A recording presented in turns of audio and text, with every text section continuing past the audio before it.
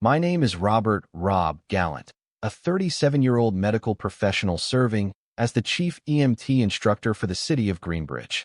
For years, I lived in a small apartment near downtown, close to the main hospital. However, with my growing family, my wife, Elisa, and our two young children, I decided it was time for a more spacious, family-oriented environment.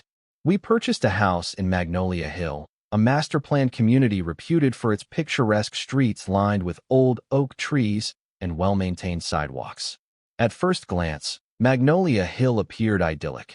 Neatly trimmed lawns, flower beds in vivid bloom, and a friendly sense of neighborliness. Signs at the entrance announced a firmly run homeowners association, HOA, that prided itself on upholding high standards for the neighborhood's appearance and security. Still, it seemed no different from many other upscale communities with gate access and private security. Little did I know that, beneath the manicured veneer, a tyrannical figure reigned. Her real name was Charlotte Bellows, but almost everyone referred to her by the epithet Karen. Within a week of moving in, I picked up on subtle hints that Karen dominated the HOA board with an iron fist. Neighbors would jokingly whisper, "Wait until Karen sees that new mailbox," or "Better hope Karen doesn't catch you trimming your hedges at the wrong hour." At first, I brushed off these warnings as mild exaggerations, but each day chipped away at my assumptions. It soon became evident that Karen was a meddling busybody who believed she had absolute authority over every little detail in Magnolia Hill. On our third evening in the new house, Elisa and I decided to grill burgers in the backyard. Midway through the cooking, a tall, middle-aged woman with precisely styled brown hair appeared unannounced at our gate. She wore a crisp white blouse, tailored pants, and a disapproving scowl that seemed permanently etched on her face. "Hello," she began, speaking with the clipped tone of a school headmistress. "You must be the Gallant family. I'm Charlotte Bellows, but you can call me Karen." When she saw my perplexed look, she added, "It's a nickname that stuck." She proceeded to inform me about the official Magnolia Hill regulations for barbecue smoke, permissible grill sizes, and even the permissible hours for outdoor cooking activities. While she spoke, she relentlessly flipped through pages of a binder titled HOA Guidelines. "You see," Karen said, tapping her binder, "we've had trouble with residents causing odors that drift into other yards and disrupt the tranquil atmosphere. I do hope you'll comply with the rules. Our community depends on it." I was taken aback. I'd never encountered an HOA official so zealous. Yet, as the new guy, I nodded politely. My wife, Elisa, glanced at me with raised eyebrows, as if to say, "This is unusual." Karen eventually handed me a thick set of printed guidelines, and then marched off, presumably to micromanage someone else's evening. Not long afterward, I noticed the Magnolia Hill Security Patrol, private guards hired by the HOA, driving slowly around the neighborhood in a golf cart. They wore matching uniforms, complete with badges that read Magnolia Hill Security. At first, it seemed reassuring to have an extra layer of safety, especially as I sometimes worked late at the EMT training center. But before long, neighbors confided that the guards, under Karen's orders, were known to hand out citations for petty infractions, like parking too close to the curb, having a front yard flower arrangement not matching the HOA's pre-approved color palette, placing garbage bins on the curb more than 15 minutes before pickup time. One guard in particular, Officer Moretti, gained a reputation as Karen's right-hand man. A stern figure in his mid-40s, Moretti walked the sidewalks with the posture of someone who believed he was a sworn police officer rather than a private security employee. I personally had no run-ins with him, but I kept hearing from neighbors about his unwavering loyalty to Karen's every command. They joked that Moretti is the muscle behind Karen's mouth. At the time, I didn't realize how literal that description would turn out to be. Although Magnolia Hill had become my new residence, my primary focus was my role at the Greenbridge City EMT Training Academy. As the chief EMT instructor, I supervised advanced training for paramedics, rescue workers, and emergency medical technicians. I also collaborated with the city's fire and rescue department to update protocols, run simulations, and maintain the certification standards. I was on call at odd hours. Sometimes, if a major incident occurred in the city, a mass casualty event, or a natural disaster, I'd be summoned to help coordinate the deployment of newly graduated EMTs. My presence at Magnolia Hill, then, was always overshadowed by the knowledge that I could be pulled into critical medical situations at a moment's notice. I'm used to the rigors of crisis management, calmly delivering life-saving care under duress. But none of my training prepared me for the peculiar adversity I was about to face from an overzealous HOA president and her baton-wielding guard. One weekend, I was mowing my lawn. According to the HOA rules, yard work was only permitted between 8 a.m. and 6 p.m. on weekends. I had started at 4 p.m., so plenty of time remained. That was when I saw a small patrol cart slow to a stop by my driveway. Officer Moretti hopped off, baton dangling from his belt. "Afternoon," I offered, shutting off the mower to hear him better. He nodded curtly. "Sir, do you have a copy of your lawn maintenance permit?" Ms. Bellows told me some new residents are unaware of the requirement. "A permit," I repeated.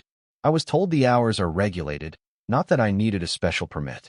The guidelines I read mentioned no additional permit for routine yard work. Moretti gave a half shrug. "Ms. Bellows has introduced new pilot regulations, something about controlling noise levels. She'd like to see that you're authorized to mow at this hour." I felt a spike of annoyance. This is the first I've heard of it. Where do I even get this so-called permit? He pursed his lips. "You can request it from the HOA office. But since you're out here now, I'll let you continue. Just be sure to apply by Monday." Without waiting for a reply, he hopped back on his cart and drove away. At dinner, I told Elisa about the bizarre exchange. She shook her head. "They're making up rules on the fly. I wonder how many neighbors are just caving to her demands to avoid confrontation." I tucked away my frustration, though it simmered. Deep down, I worried that if Karen was already harassing me over lawn care, what else might she do if she felt truly challenged? Magnolia Hill was gated, with a main entrance that visitors had to pass through.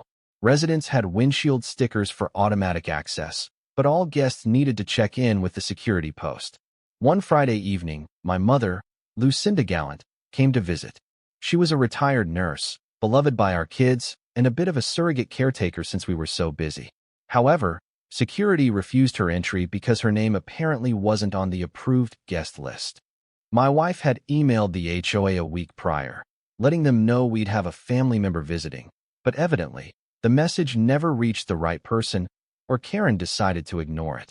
The guard on duty, not Officer Moretti this time, insisted my mother wait outside. By the time Elisa and I rushed to the gate to straighten things out, my mother had been waiting for over 20 minutes in the heat. After a heated exchange with the guard, we were finally allowed to bring her in. But the incident left me seething. It was an unkind, bureaucratic hassle that served no real purpose. When I politely asked to speak with Karen about this, the guard smirked. "Ms. Bellows is quite busy. I'd advise you to schedule an appointment at the HOA office." It was apparent that the entire security apparatus answered to Karen alone, and her preference was not to be questioned. Over the next few weeks, our mailbox overflowed with official HOA notices. Among them were a fine for not posting an approved color scheme in our flower beds. We had simply planted roses in a natural arrangement without referencing the HOA's color palette. A warning about unsanctioned modifications to our mailbox. All I did was tighten a loose screw. A citation for an unapproved wind chime that Elisa had hung on our porch, claiming it might disturb neighbors. Each notice threatened escalating fines, $100 for the first offense, $200 for the second, and so on.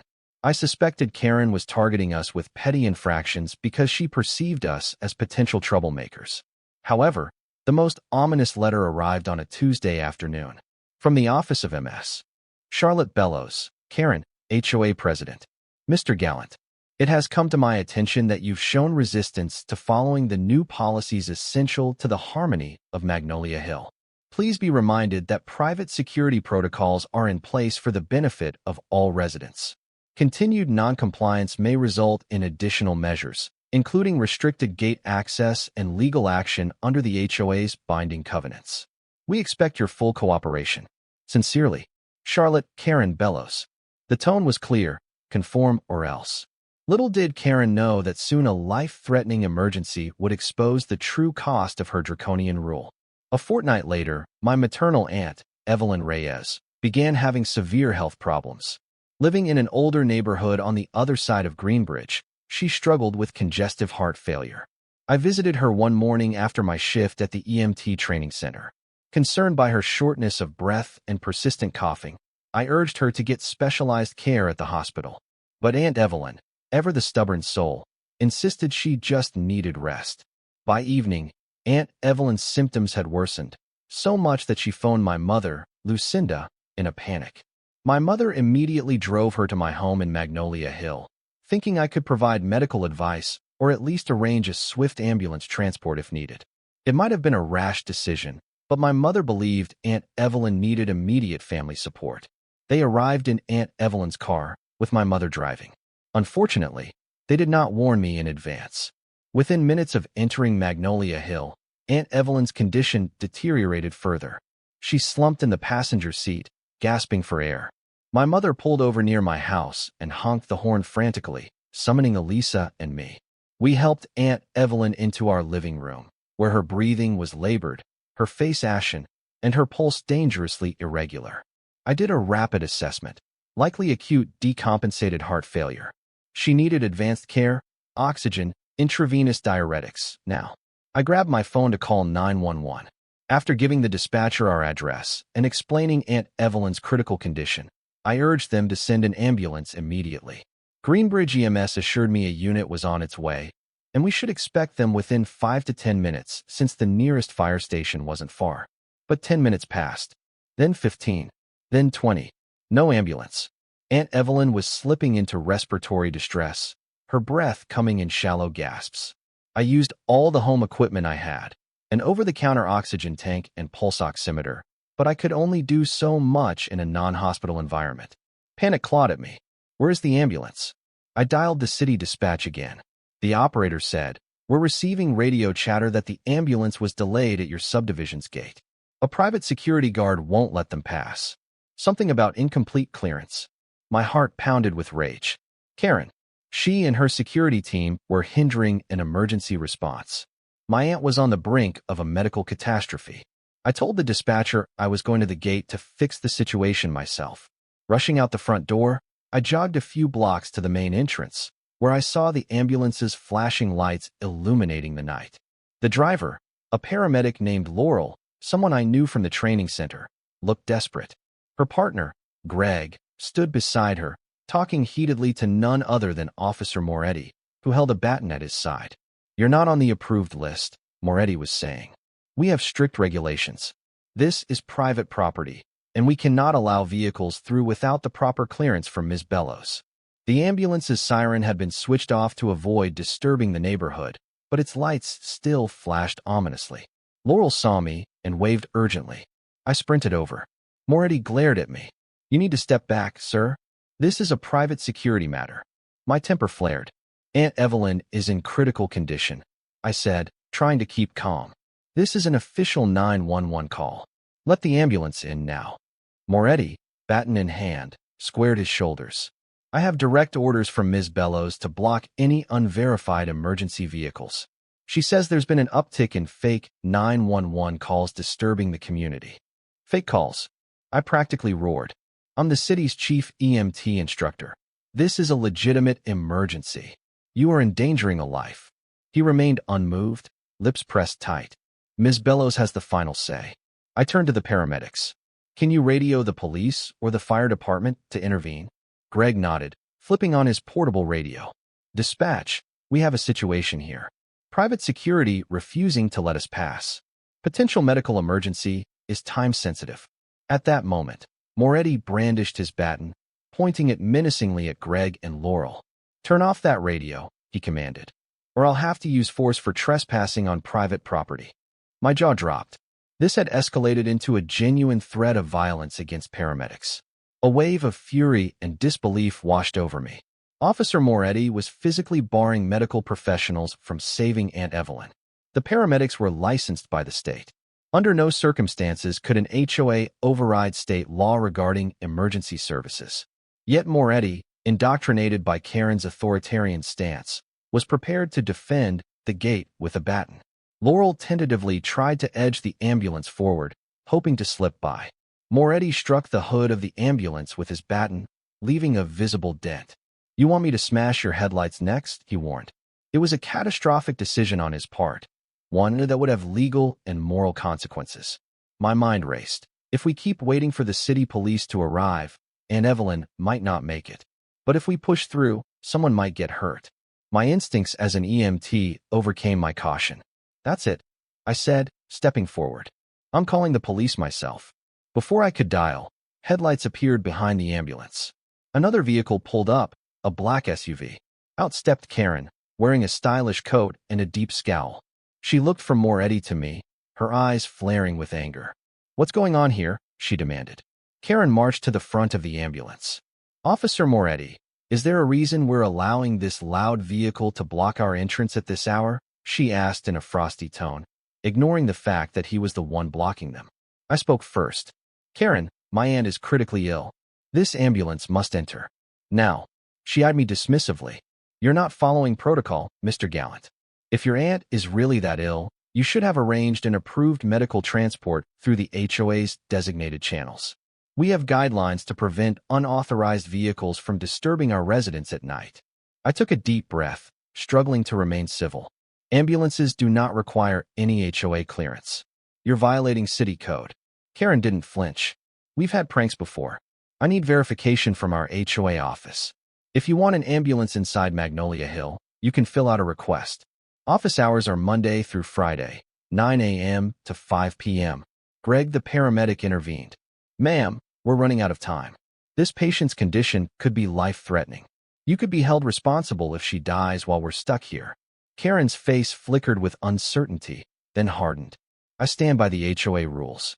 Officer Moretti, do not let them pass until we confirm the situation." Another strike of the baton on the ambulance's front grille echoed through the cool night air. Moretti was brandishing it more aggressively now, seemingly emboldened by Karen's presence. I dialed 911 once more, putting the call on speaker so the dispatcher could hear the confrontation. "Police are on their way," I said to Karen.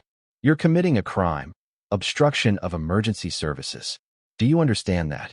Karen scoffed. "We'll see what the police say, Mr. EMT Instructor." As the standoff dragged on, I grew more terrified by the minute.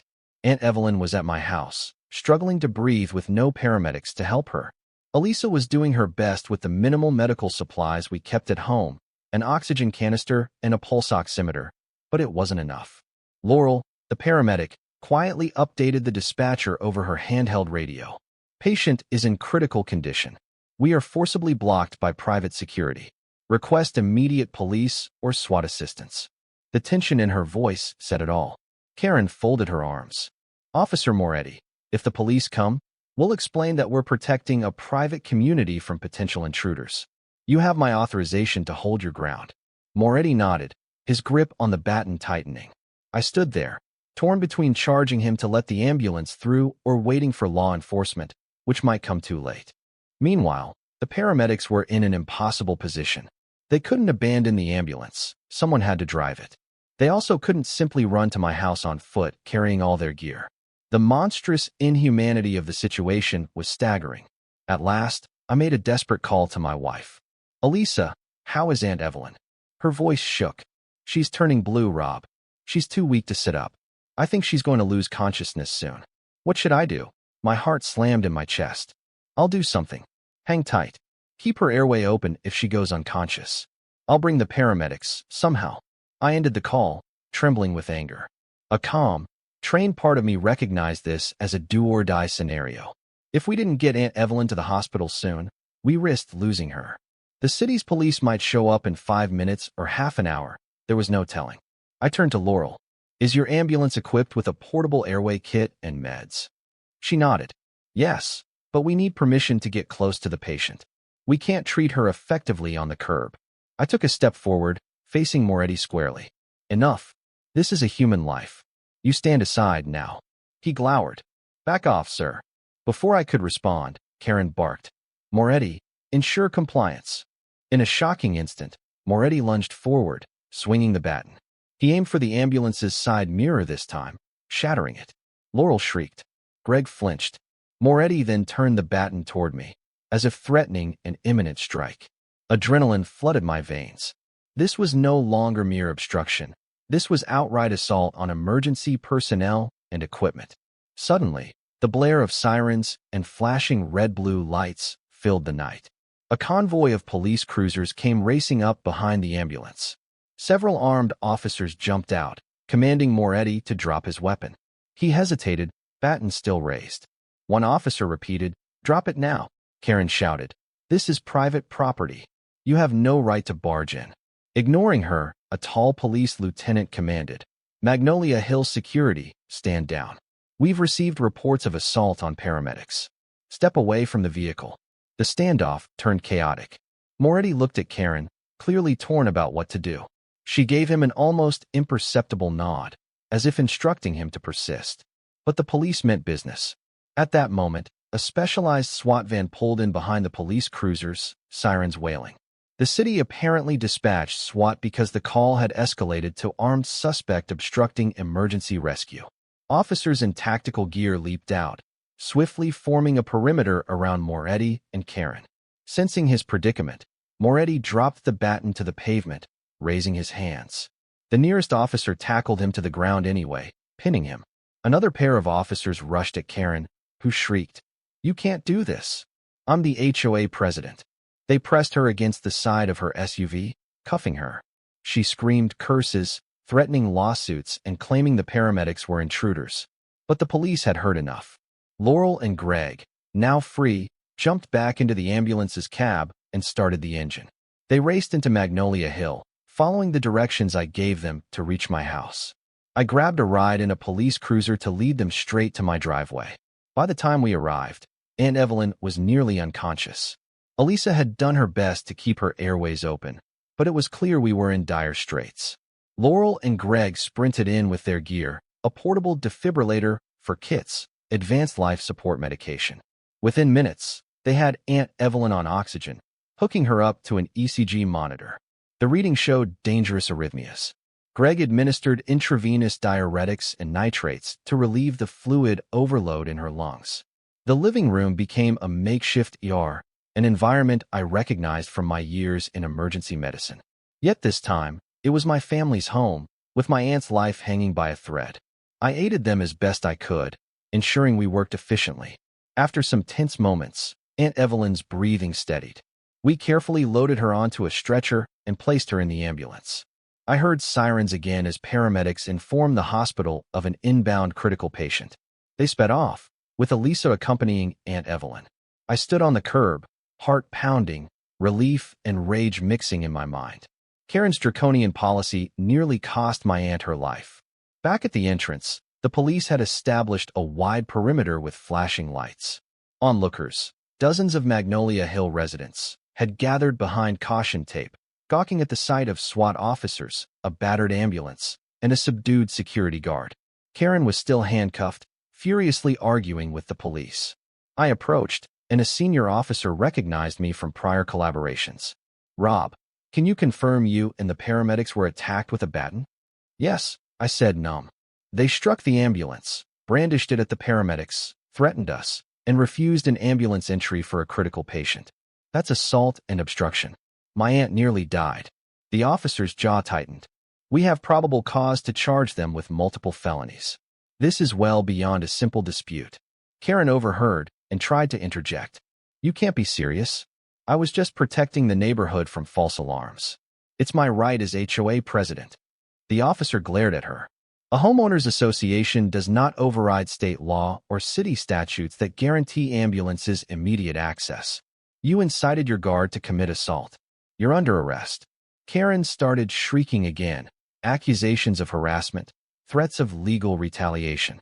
But the SWAT team and local police were resolute. They escorted her to a squad car. Officer Moretti, already handcuffed, stared at me in stunned silence. It seemed the gravity of his actions was dawning on him. The entire fiasco made headlines by the following morning. HOA President orders guard to attack ambulance, splashed across local news sites and TV broadcasts. Reporters eagerly interviewed eyewitnesses. Some neighbors admitted they were terrified yet unsurprised. Karen had always gone too far in her obsession with control and order. The city mayor issued a statement condemning the obstruction of medical services and promising swift justice. Paramedics Laurel and Greg, though shaken, gave statements about how they were physically threatened and had the ambulance damaged. Meanwhile, I rushed to the hospital after everything calmed down. Aunt Evelyn was in the ICU, stabilized but still critical. The attending cardiologist said she came in at the last possible moment. If the ambulance had been delayed another 10 minutes, we might have lost her. My relief was enormous, but so was my simmering anger. Karen's obstructive actions weren't a mere personality quirk. They almost resulted in a lethal tragedy. Karen and Officer Moretti faced an array of charges. Felony obstruction of emergency services for deliberately preventing an ambulance from entering Magnolia Hill. Assault with a deadly weapon. The Baton usage was deemed a potentially lethal threat, especially as it was wielded against people providing emergency care. Conspiracy to commit endangerment. The prosecutor argued that Karen and Moretti conspired to create a perilous situation for a gravely ill patient. Bail was set extremely high due to the seriousness of the charges. Moretti, apparently remorseful, tried to claim he only followed Karen's orders, but the law seldom accepts just following orders as a full defense. Karen, on the other hand, showed zero remorse, continuing to insist she had a right to secure the neighborhood from nuisance ambulances. Within Magnolia Hill, the HOA board convened an emergency meeting. Several members resigned on the spot, refusing to be associated with Karen's catastrophic leadership. Residents demanded a full overhaul of the HOA's rules, plus a dissolution of the private security contract. In a wave of collective outrage, the community recognized how Karen's tyranny had overshadowed any sense of genuine safety or unity. Karen's trial took place 3 months later, drawing an enormous crowd of onlookers, local journalists, and concerned citizens. The public was riveted by the sensational details. An HOA president who used a private security guard as her personal enforcer, culminating in the physical attack on an ambulance. In the packed courtroom, the prosecution laid out its case with painstaking detail. Recorded 911 calls captured frantic pleas from paramedics who were blocked at the gate. Body camera footage from responding police officers showed Moretti slamming his baton on the ambulance and threatening the crew. My own testimony recounted how Aunt Evelyn was nearly lost due to the delay. Several neighbors also testified that Karen had a pattern of bullying people with arbitrary rules and punishments. The defense tried to paint Karen as a misunderstood woman who just wanted to ensure safety, claiming Moretti acted independently. But Moretti's own statements, plus Karen's frantic instructions captured on police audio, made it clear she was the mastermind. After a swift trial, the jury deliberated for less than a day. The evidence was overwhelming. Guilty on all counts: felony obstruction, assault by proxy, conspiracy to endanger. The judge, incensed by the brazen disregard for human life, delivered a stinging rebuke before handing down the sentence. When sentencing day arrived, the courtroom was silent as the judge delivered remarks. "Your position as HOA president," he stated sternly to Karen, "did not grant you authority to supersede laws designed to protect public health and safety. By ordering a subordinate to attack an ambulance, you nearly caused a tragic death. This court will not tolerate such reckless disregard for human life." He then announced her punishment: multiple years of state imprisonment for her role in the assault and obstruction. Hefty fines to be paid to the city's emergency services for damaging the ambulance and interfering with 911 protocols. Restitution to Aunt Evelyn for the medical impact of the delay, the emotional distress, and all associated costs. Moreover, the civil suits piled up. The paramedics filed for damages, the city demanded reimbursement for the extensive SWAT deployment, and Aunt Evelyn's medical bills soared. Karen's personal property, including her house in Magnolia Hill, was subject to liens and eventual foreclosure to cover the legal fees and court-ordered compensation. In effect, her entire empire of intimidation collapsed. Officer Moretti, having pled guilty, received a slightly reduced sentence, still prison time for assault. He also lost any chance of working in security or law enforcement again. While Karen's downfall was dramatic and painful for the community, it paved the way for reform. A newly elected HOA board vowed to establish transparent, reasonable guidelines, ensuring that nobody could ever exploit the rules for personal vendettas again. They dissolved the contract with the private security firm and replaced it with a simpler, more resident-friendly system. gated access controlled by a digital code shared with emergency services, ensuring that ambulances and fire trucks could enter unimpeded at any hour. Neighbors who once lived under Karen's reign felt an immense sense of relief. They organized a block party to celebrate the new direction of Magnolia Hill. Grills fired up, children played in the cul-de-sacs, and the stifling fear of random, punitive citations vanished. The entire neighborhood came alive in a spirit of cooperation rather than enforcement. People who had been strangers found themselves uniting in the aftermath of the crisis. It was a strange silver lining to the horrors Karen had inflicted. Aunt Evelyn remained in the hospital for nearly a month, recovering from her heart failure episode. The cardiology team carefully monitored her progress, adjusting medications to stabilize her heart function. Each time I visited, we couldn't help but reflect on how close we came to losing her, all because of an overzealous HOA president and a guard with a baton. "I can't believe one woman's ego almost cost me my life," Aunt Evelyn said softly, tears welling in her eyes one afternoon. I assured her it wasn't her fault. "Karen's cruelty is what put you in danger. You just needed medical help, something she had no right to block." In time, Aunt Evelyn grew strong enough to be discharged. My mother, Lucinda, arranged for an at-home nurse to visit daily. While Aunt Evelyn's health would never be perfect, she was grateful to have a new lease on life. The city's outpouring of support proved that compassion still outweighed Karen's brand of authoritarianism. Returning to my work at the EMT Training Academy, I used the experience as a cautionary tale in my lectures. I emphasized that while external threats, fires, accidents, crime scenes, are common in emergency response, there can also be unexpected barriers such as misguided HOAs or private security forces. My story underscored the fundamental legal principle that emergency services must never be impeded. Greenbridge city officials, disturbed by what had occurred, adopted stronger ordinances to protect first responders.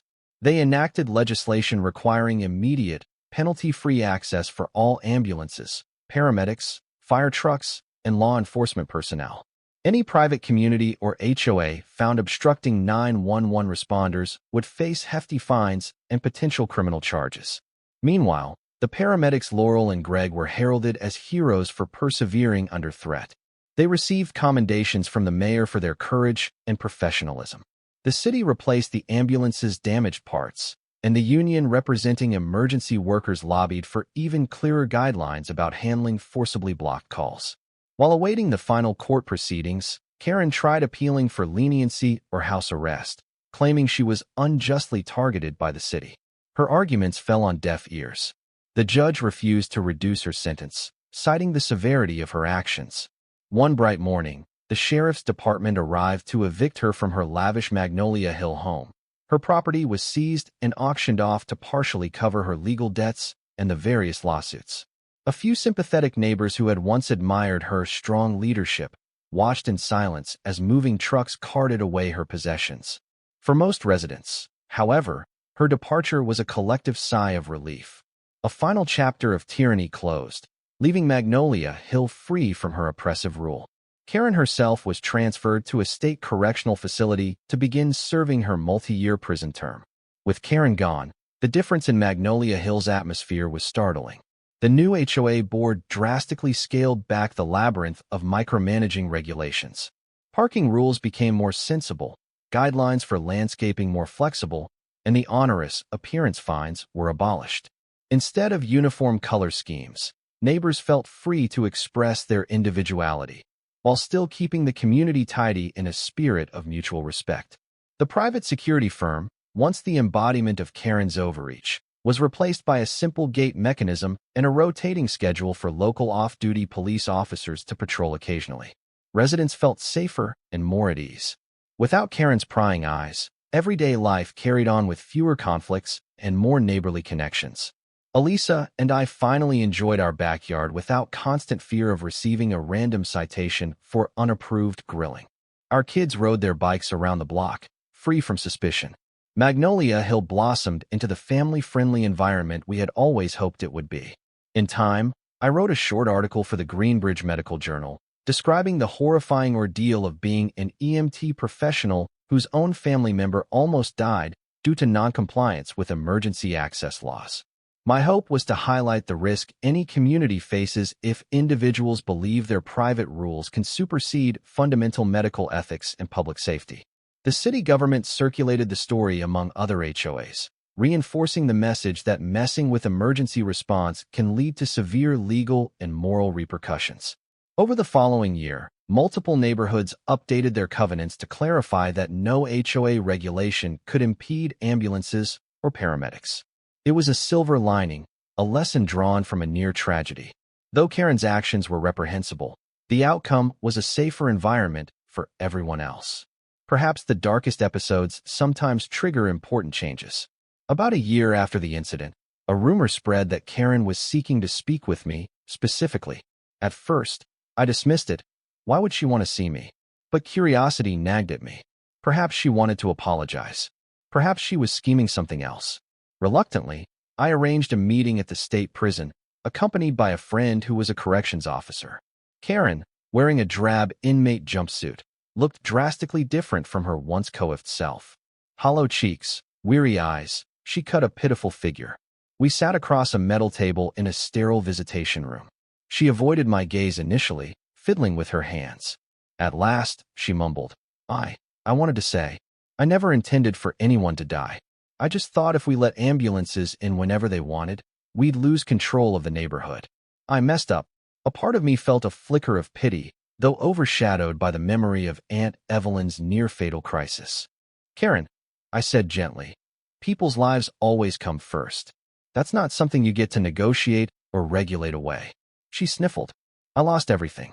My home, my reputation. I don't expect forgiveness, but I wanted you to know I'm sorry. I nodded, uncertain how sincere she truly was. If you mean that, it's a start. But you'll have a long road to rebuild any semblance of trust. We parted with no illusions of friendship, yet I sensed that prison had forced Karen to confront the consequences of her tyranny. Whether or not she'd truly change was impossible to tell. Aunt Evelyn remained a central figure in this story. Despite her brush with death, she embraced life with renewed vigor. She carefully followed her cardiologist's advice, took her medications diligently, and adopted a healthier diet. Within a year, her condition improved enough for her to enjoy mild travel, something she once assumed she'd never do again. One day, while visiting her, she said, "That night taught me how short life can be. I won't waste time being resentful. I want to experience joy." She took a trip to visit relatives in another state, surprising us with postcards from beaches and historical landmarks. It was heartwarming, knowing that the darkest moment of her life was followed by such a positive transformation. Life in Magnolia Hill returned to normal, quiet, suburban, with the distant hum of lawnmowers on Saturday mornings. We forged friendships with neighbors who also felt newly liberated. Barbecues, potlucks, and kids' birthday parties became the norm, no longer overshadowed by a controlling presence. Some people asked if Elisa and I ever planned to move, given the trauma we endured. But we decided to stay. We'd grown attached to our house and the new sense of community that emerged post-Karen. The darkest chapter of Magnolia Hill's history had become a catalyst for unity and positivity. Occasionally, the memory of that night flickers in my mind. Officer Moretti wielding a baton against an ambulance, Karen standing there, arms folded in defiance, as precious minutes ticked away that could have cost Aunt Evelyn's life. But the memory also reminds me how swiftly the real authorities, the city's first responders, rallied together to ensure justice was served. It reaffirms my faith in the rule of law, the decency of most people, and the resilience of family bonds. Each time I see Aunt Evelyn, I hug her a little tighter, remembering we nearly lost her to one person's twisted fixation on control. And in my capacity as the city's chief EMT instructor, I keep championing the principle that no gate, no private rule, no single tyrant can stand in the way of saving a life. Karen's story ended in imprisonment, her property confiscated to pay for the harm she caused. Magnolia Hill's story continued toward renewal and harmony. It's a testimony that, even when arrogance and cruelty threaten to overshadow compassion, good sense and justice eventually prevail. Thus concludes the tale of how an arrogant HOA president, called Karen, and her baton-wielding guard nearly caused a tragedy by blocking an ambulance in a suburban American neighborhood. Their downfall was both swift and definitive, culminating in severe legal consequences. While the journey was harrowing, it also ushered in needed reforms, stronger legal safeguards for emergency services, and a renewed spirit of community in Magnolia Hill. Proof that tyranny can be toppled when everyday people and legitimate authorities stand firmly for what is right.